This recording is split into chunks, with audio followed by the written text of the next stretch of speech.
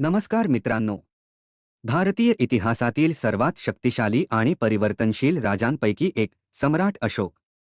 एक असा शासक जो पूर्वी क्रूर आणि कठोर होता, पण नंतर त्याने जगाला अहिंसेचा संदेश दिला.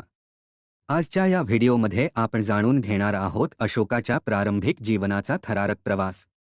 व्हिडिओ पूर्ण पहा, कारण पुढे आम्ही तुम्हाला सांगणार आहोत अशोक एका सामान्य राजकुमारापासून महान सम्राट कसा बनला.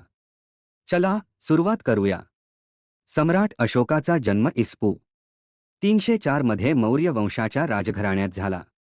त्याचे वडील सम्राट बिंदुसार आणि आजोबा चंद्रगुप्त मौर्य यांचा संपूर्ण भारतावर प्रभाव होता. अशोकाच्या आईचे नाव धर्मा सुभद्रांगी होते. ती कुठल्यातरी सामान्य कुळातील असल्याने राजदरबारात तिला फारसा मान मिळत नव्हता. त्यामुळे अशोकाच्या वाट्याला अनेक संघर्ष आले. परंतु मित्रांनो, मोठे कार्य करणाऱ्यांना अडथळे पचवावेच लागतात. कुटुंब आणि सत्ता संघर्ष. बिंदुसाराच्या 100 पत्नी आणि 16 मुले होती, त्यामुळे सत्ता मिळवण्यासाठी स्पर्धा होती. त्याचा मोठा भाऊ सुशीम बिंदुसाराचा प्रिय होता, त्यामुळे अशोकाला राजदरबारात फारसे महत्त्व दिले जात नव्हते. पण अशोक साधा राजपुत्र नव्हता. त्याच्या जिद्दी स्वभावामुळे तो वेगळाच ओळखला जात होता. अशोकाचे शिक्षण आणि युद्धकला. अशोक लहानपणापासून हुशार आणि धाडसी होता. त्याने तक्षशिला आणि पाटलीपुत्र येथे शिक्षण घेतले. तो केवळ बुद्धिमानच नव्हे, तर एक जबरदस्त योद्धाही होता. युद्धकला, तलवारबाजी, धनुर्विद्या आणि रणयुद्ध रणनीती.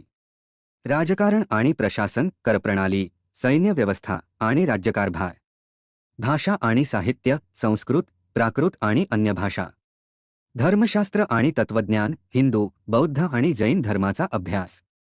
मित्रांनो, अशोक एक असामान्य विद्यार्थी होता, जो केवळ युद्ध जिंकण्याच्या क्षमतेवर नव्हे, तर राजकारणावरही प्रभुत्व मिळवत होता. अशोकाच्या स्वभावातील वैशिष्ट्ये. अशोक एक धाडसी, परंतु कठोर योद्धा होता. त्याच्यात 2 वैशिष्ट्ये होती. एक शूर योद्धा, रणांगणावर कोणीही त्याच्यासमोर टिकू शकत नव्हते. 2 क्रूर रणनीतिकार, गरज पडल्यास निर्दयपणे निर्णय घेत असे. त्याच्या रागीट स्वभावामुळे तो अनेकांना भीतीदायक वाटायचा. पण मित्रांनो, याच क्रूर अशोकाच्या आयुष्यात पुढे असा बदल घडला की तो संपूर्ण जगासाठी प्रेरणादायी ठरला. व्हिडिओमध्ये पुढे आपण पाहणार आहोत कसा झाला तक्षशिला प्रांताचा राज्यपाल आणि त्याने पहिल्यांदा आपली प्रतिभा कशी दाखवली. त्यामुळे व्हिडिओला लाईक करा, कमेंट करा आणि पुढील भागासाठी चॅनेल सबस्क्राईब करायला विसरू नका. भाग 2 लवकरच येत आहे.